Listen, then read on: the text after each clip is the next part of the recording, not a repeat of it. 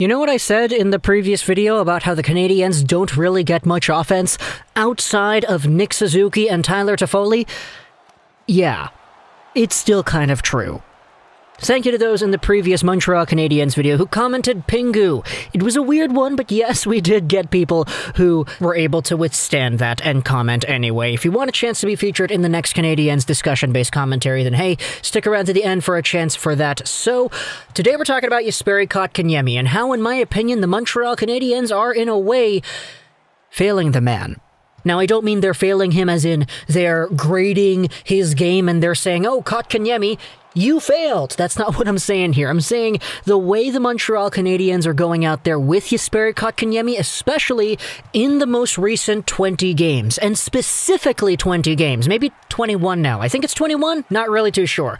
But we're talking about Jesperi Kotkaniemi because I saw a few things on social media that I wanted to read out here on the channel that kind of open your mind to the idea of Kotkaniemi this season and where exactly he is with his game. For those who don't know, though, Jesperi Kotkaniemi, one of the youngest players in the entire NHL this season, suiting up for the Habs, is all the way down there with 20 points in 54 games played.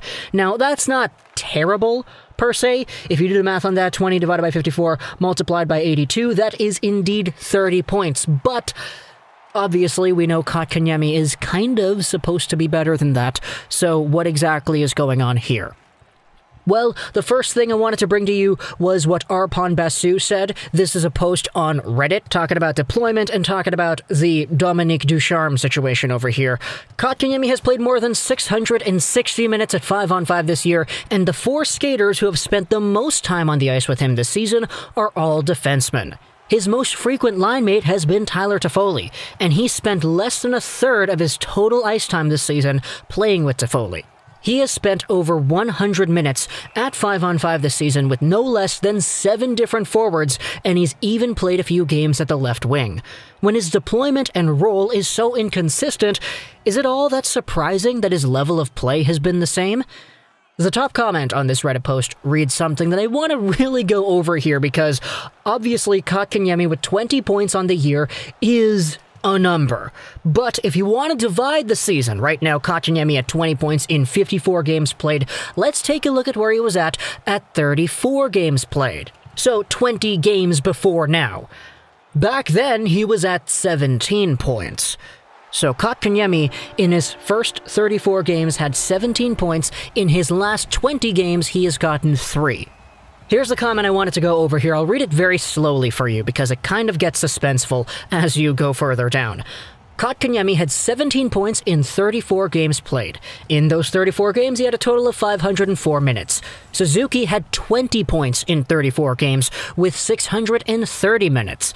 Both of them had 13 points at 5-on-5 hockey. Well, what happened at the 35-game mark? Eric Staal.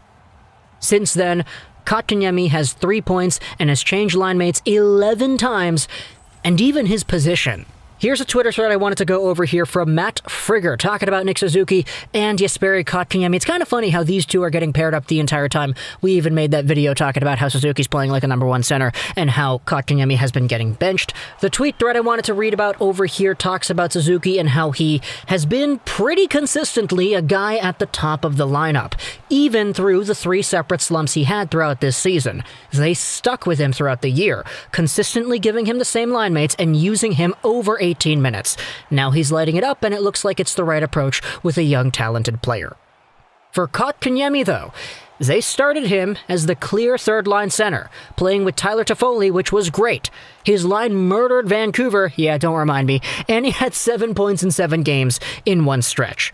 I was actually okay with his deployment, and 34 games in, he was trailing Nick Suzuki by only 5 points while playing 3.5 minutes less per game. After Eric Staal came around, and for no apparent reason other than pleasing the new veteran, Kotkaniemi lost his spot in the lineup to Staal. Since then, Kotkaniemi has had 3 points, and I know this Twitter thread and the thing that we're talking about from Reddit, it's from a few days ago, but still, in yesterday's game against Toronto, Kotkaniemi didn't get any points, so these arguments still reign true, just increase the game's played number a little bit. Kotkaniemi was already being played with different wingers, and now it's gotten a lot worse. which is why Matt Frigger is saying he feels the Canadiens are failing Kotkaniemi right now, and that's honestly kind of the same vibe that I've been getting from this team as well. Again, this tweet kind of sums it all up. Sure, yes, he does need to be better. You can't lie about that. It would be much better if Kotkaniemi was out there displaying the shot he had and getting points like we knew he was capable of doing. But there comes a point when you have to question the organization he is playing for and asking the question as to whether or not he is being given the proper deployment and the proper opportunities to play his best game.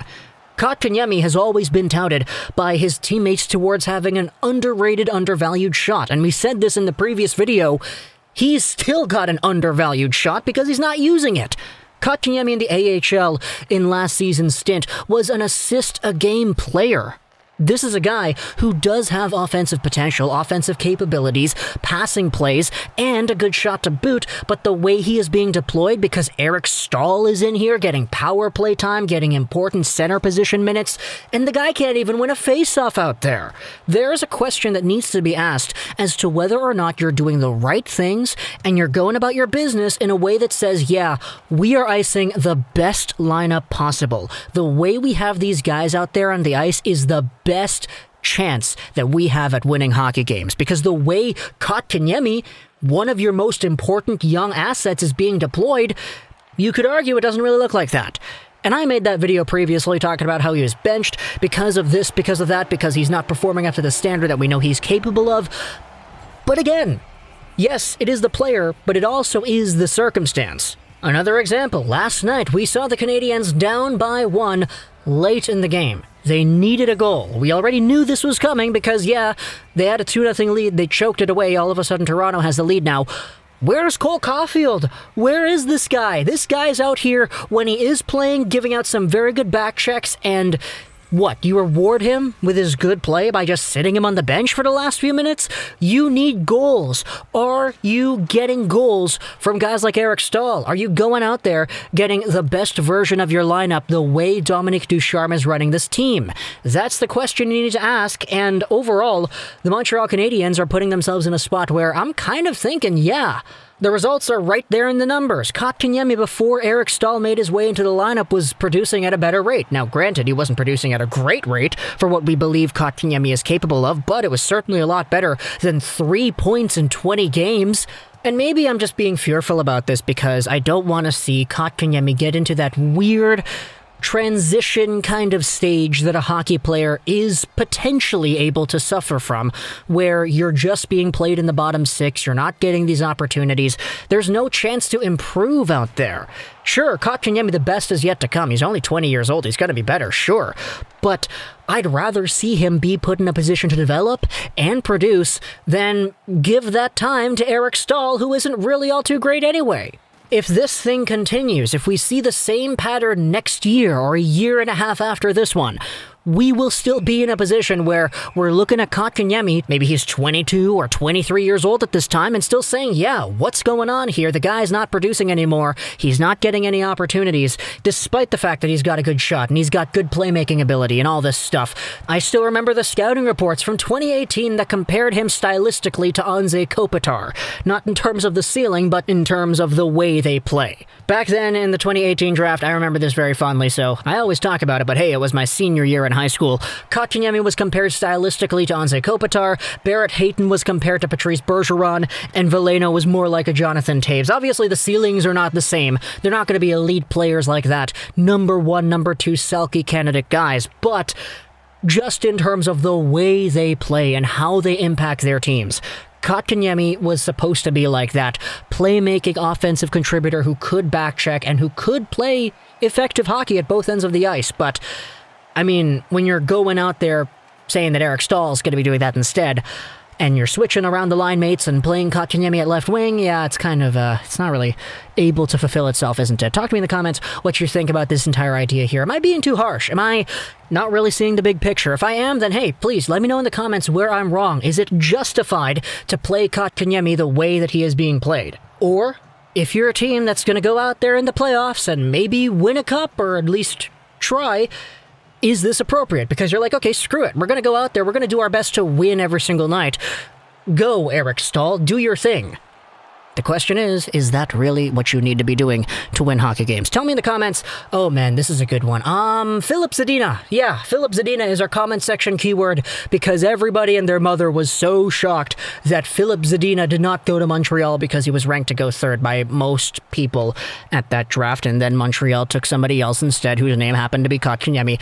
Not salty about it. I love both of these guys. I love both those teams, so it's fine for me. But if you want a chance to be featured in the next Canadiens video, comment down below, Philip Zadina. Talk to me in the comments what you think of you enjoyed this with Josh Rolls 99. And bye.